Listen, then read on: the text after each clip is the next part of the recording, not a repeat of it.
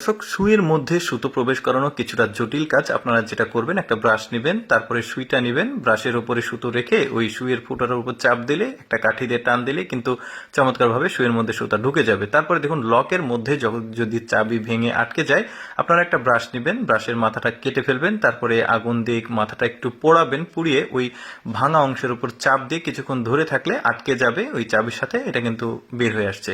এরপরে দেখুন, এরা একটা বুদ্ধি করেছে, সেটা হচ্ছে কমলার জুস বানানোর জন্য। দেখতে পাচ্ছেন বাচ্চারা কিন্তু কমলার জুস পছন্দ করে, আপনারা ঠিক এইভাবে বাঁশ দিয়ে বানিয়ে কিন্তু কমলার জুস খেতে পারবেন। এরপরে দেখুন, সিগারেটের ছাই একটা ওই টিস্যু পেপারের মধ্যে নিয়েছে, তারপরে ঘষা দিলে এটাতে আগুন জ্বলছে। ব্যাপারটা আপনারা অতটা সিরিয়াসলি নেবেন না, কারণ এর ভেতরে লাল একটা কিছু ছিল যেটা আমি বুঝতে পারিনি।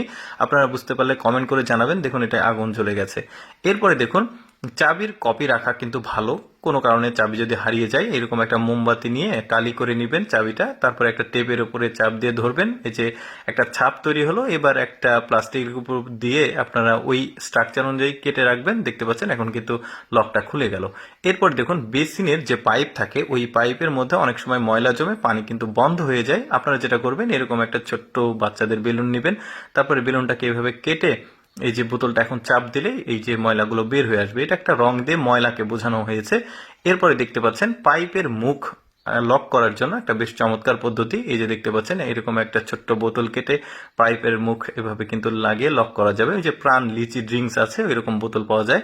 তো যাই হোক, টেপ কাটার জন্য কিন্তু একটু কঠিন হয়, তো এভাবে একটা ভাঁজ করে নিয়ে ভাঁজ করে নেবেন, তারপরে একটু জোরে করে টান দিলে কিন্তু টেপটা সুন্দরভাবে কেটে যাবে।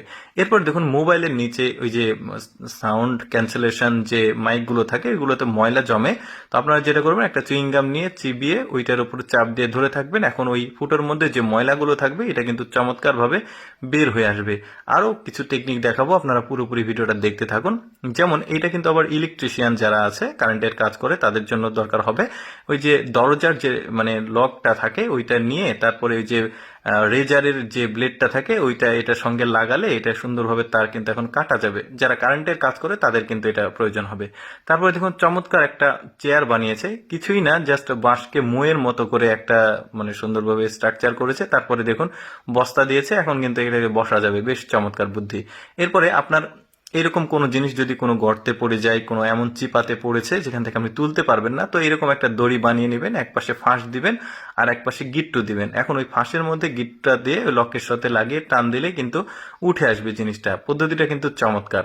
দর্শক, আমি সবসময় চেষ্টা করি আপনাদের সামনে প্রয়োজনীয় ভিডিওগুলো উপস্থাপন করার। এইরকম ভিডিও প্রতিদিন দেখতে আমাদের লেটস গো ফেসবুক পেজটি ফলো রাখতে পারেন। আর আজকের এই বুদ্ধির ভিডিওটি কেমন লাগলো অবশ্যই কমেন্ট করে জানাবেন।